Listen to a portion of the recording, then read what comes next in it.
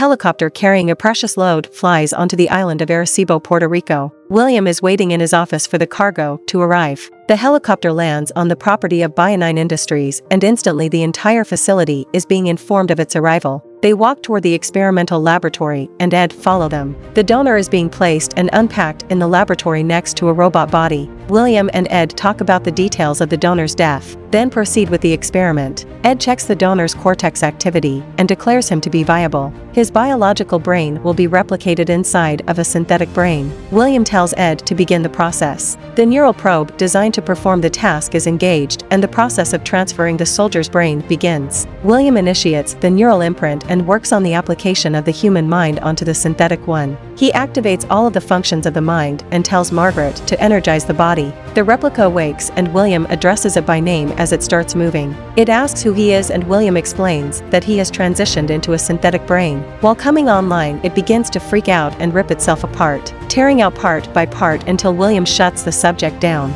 William speaks to Jones about the progress they've just had. Jones isn't impressed that the subject spoke for the first time and tells him that they need bigger results to hold on to the shareholders of the company. William promises Jones that he is very close to a breakthrough. Later, William drives home and meets his wife Mona in front of the house packing the car for a trip. He rushes inside and sees that his kids, Matt, Zoe, and Sophie, aren't packed yet either. Ed walks into their house and Sophie gives him her pet fish. He asks William if he talked to Jones and if he got fired yet because the subject ripped itself apart. William interrupts him and tells Mona that it spoke. She says that if it could speak, then it could also feel, and that he shouldn't bring people from the dead until he works everything out. Since Mona is a doctor, she doesn't like that people might be suffering in his trials. They pack the car and he tells her that he's on the verge of a breakthrough, but something is preventing the synthetic to achieve consciousness. Mona says that they might be missing a soul. William doesn't think so, saying that it's all neurochemistry. She hates his answer and tells him that maybe he's losing sight of what's right and wrong.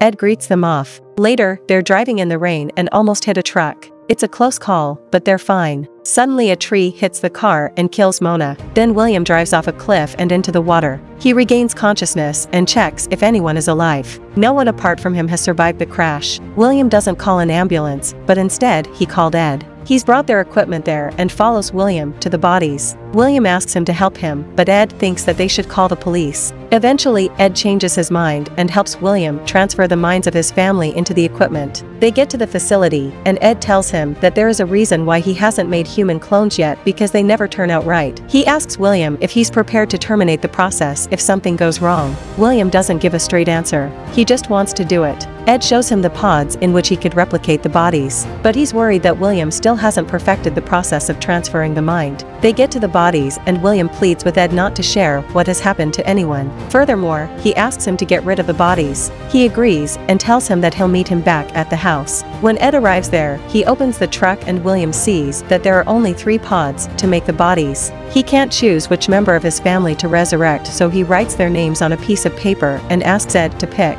He refuses to do that as well, and William needs to choose himself. The paper he's taken out of the bowl is Zoe. Later, Ed explains to him how he should take care of the pods and how to maintain the chemical balance inside. But the most important thing is to maintain the energy in the pods. They must never go out of power. William, however, doesn't have a backup generator, so he finds a lot of car batteries and attaches them to the pods. Ed tells him the clones will need 17 days to come out, and he has until then to give them consciousness. He asks him what will happen to Zoe. William says that he'll delete her memory from their drives and they'll never remember her. Later, he deletes the memory of Zoe from the minds of the others, but the hard drive with her consciousness is still active. A few days later, Ed is at work and runs into Jones, who asks him about William not showing up for work. He lies about why he's not there. Then Jones tells him to inform him that if they don't see progress with the synthetic soon, they will get shut down. Ed calls William to tell him that, saying that if they get shut down, the company will look for the expensive equipment that is now in his possession. William tells him that he needs to come to the house and watch the pods so he can go to work. As soon as he settles at work, Jones pays him a visit and doesn't seem too concerned that he might be sick.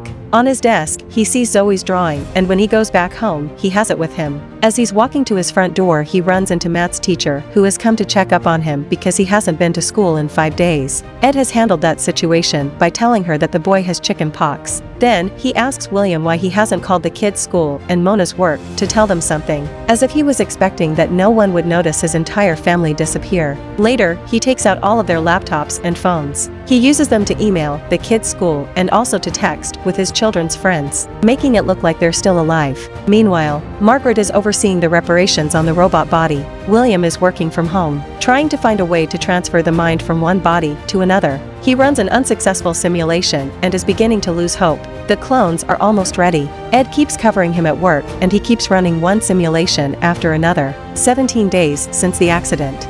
Ed comes to William's house to get the clones out of the pods. William tells him that he's not ready yet because he doesn't know why the last experiment failed. Ed explains that every moment they stay in the pods they continue to age, so waiting for him to figure it out isn't an option. William decides to sedate them so he could keep their minds in a blank state. Ed tells him that he can only keep them sedated for 72 hours and no more. They start draining his wife's pod and she starts breathing by herself. William sedates her instantly. Later, they set up IVs for the clones and Ed leaves, saying he'll come back tomorrow to check up on them. William continues the previous experiment and still has no clue why it failed. That night he's ready to terminate his wife when he gets a call from Jones. As he's talking to him, he notices that each time he touches Mona's clone, her heartbeat goes up. When Ed arrives to the house, William tells him that he's figured it all out. He takes him up to Mona and shows him what he's found out. Then, he explains that the reason why the brain transfer doesn't work is because it's not in its own body. When they put it in a synthetic brain, the mind freaks out when it can't find its own flesh. The solution to the problem of transferring the mind into a synthetic one is to trick it into thinking that it's in its own body. And it should be even simpler with his family, because the bodies are their clones. They get ready to initiate the process of transferring Mona's mind into the body of the clone. William coordinates the uploading process, then initiates the imprint. When it's done, Ed freaks out that nothing is happening, when she suddenly begins to convulse. She wakes up and recognizes him, so he puts her back to sleep until he does the same with the kids and prepares the house for them. At the end of the day, after all of it is done, Ed leaves and tells him that they'll see each other at work. William gets back to the house and begins to clean it up and get rid of the evidence of everything that happened. Lastly, he needs to get rid of all of Zoe's things and make it look like she never existed. He packs all of her things and throws them away. Later that night, he lies down in bed next to his wife. William wakes up the next day and finds Mona gone. When he rushes downstairs, he sees them all having breakfast like nothing has ever happened. Mona says that she feels great and goes out for a run. The kids ask for pancakes and he makes some for them. Mona is jogging when she suddenly just an ache in her abdomen. When she gets back, Sophie pours milk in a cup and they see that it's curdled. Mona just got it the other day. William gets a call from Ed, telling him that they have an incoming donor at work and that if he doesn't want their secret exposed, he should be there. He tells the clone family that he has to leave for work and they don't see anything wrong about that, but Mona does find his behavior strange. William gets to work. Him and Ed are preparing the donor for the transfer, but he deems him non-viable because he doesn't want to make another one go through the phase of rejection again and the suffering that it might bring. Jones is breathing down their necks and Ed is upset that they didn't do it. William gets the idea to transfer his own mind into the synthetic brain, so he takes the transfer equipment to the toilet and performs the transference protocol on himself. Meanwhile, Sophie and Mona look for their cell phones and they can't find them anywhere. Mona feels strange. Back at the facility, William finds Ed and tells him what he did. He explains that he will write an algorithm which will help bridge his imprint to the artificial body, effectively tricking the synthetic brain that the body is his. The added benefit of it being him inside that body will be that he will be able to establish himself as the baseline for the transferred consciousness. William gets back home that night and finds Mona upset, immediately telling him that she feels like something is wrong with her. She can't remember a lot of things that happened during the past few weeks. He comforts her and tells her that she should rest. He goes to the basement and writes the algorithm. The drive with his consciousness is sat next to Zoe's. Later, Sophie has a nightmare about her mom dying and calls for her, but William comes in her room and tells her that she just had a bad dream. He takes her back to the basement and overwrites her memory so that it excludes the memory of them dying. Mona catches him there and asks what he's done to Sophie. She wants to know the truth. William tells her that he brought them back from the dead. They have a conversation later on, and she asks him how he could do that. He tells her that he couldn't bear losing them and that he had to do it. She understands. The next day, the family meets with Ed at the market. Mona thinks she sees something and almost remembers Zoe. They have dinner together that night and William asks them if they should move back home. Sophie asks who Zoe is, telling him that the name is scribbled in her closet with a crayon. The three of them begin remembering little bits about her and Mona confronts William about it. Suddenly the doorbell rings. William opens the door for Jones, who greets Mona and asks for a quick word with him. He tells him that he knows everything about what he has done and calls his family subjects of the trial in possession of the company. Jones isn't ready to have them walking around like everything is normal, fearing the consequences if someone finds out about them. William tries to negotiate with him by telling him that he knows how to get the synthetic brain to work. Unfortunately, Jones isn't after that. He explains that the company isn't even a biomedical one, but is actually part of the weapons industry. Jones has another plan for his findings. He tells him to give him the algorithm, then say goodbye to his family. William goes to get the algorithm and Jones texts 2 assassins to get ready. When he gets back, he tries to drug Jones, but just ends up knocking him out. He destroys the algorithm and explains everything about Zoe to Mona and about the company that he works for. William tells her that they need to run. They get into the car and escape before the assassins realize what is happening. Jones wakes up and sees the destroyed algorithm, realizing that it's unsalvageable. One of his men comes in and shows him the tracker they have on the family. He tells him not to shoot them in the head. Simultaneously, a car starts chasing the family, ramming into them. They quickly manage to escape. William tells Mona that the trackers are inside of them, attached to the central nervous system, and that they can't get them out.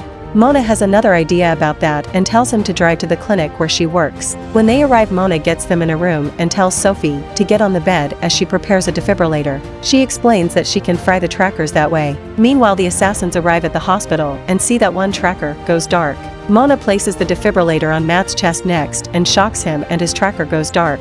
William is getting ready to shock Mona. Her tracker disappears and the assassins don't find them. The family escapes the hospital. William has driven them to the marina and goes to check if he can get to Ed's boat. While he looks for the keys, the assassins arrive at the marina and grab the kids and Mona. He sees them being taken away, but doesn't get to them in time. Ed is at the office and Jones hands him back his boat keys as Mona and the kids are being taken inside. He tells Mona that William just needs to cooperate and that everything will be alright. She says that they'll just kill them. Meanwhile, William arrives at the facility. Ed explains how everything with Jones went down, telling her that he was in on it from the very beginning. William walks in and Ed apologizes to him. Then, he tries to negotiate with Jones, who kills Ed to make his threats more powerful. William recreates the algorithm for Jones and begins the imprinting process inside of the synthetic brain. He energizes the body without anyone's knowledge. It begins to move and breaks through its restraints. William goes back to Jones and gives him the algorithm. Just as Jones is getting ready to kill Mona, the robot walks inside saying that he's there to protect his family. The assassins shoot at him, but it tears through them like butter. The family gets in the car and is prepared to leave, but William can't just leave the robot behind. Mona tells him to go. He stops it from killing Jones right at the nick of time. The two of them converse and the robot says that the body feels like it's his own. Jones tells him that even if they kill him, the company will still go after them. William and the robot offer Jones a deal that he can't refuse. The robot tells him that he should go with the family and that it should stay back and deal with Jones. It makes an imprint out of Jones's mind. 17 days later, a clone is ready to get out of its pod. The family is having a vacation on a beach and William brings Zoe to them. Mona embraces her fondly. Sometime later, Jones is in Dubai selling William's invention to a rich old man. The robot is the one that does the work for Jones. The movie ends here. Goodbye and see you again.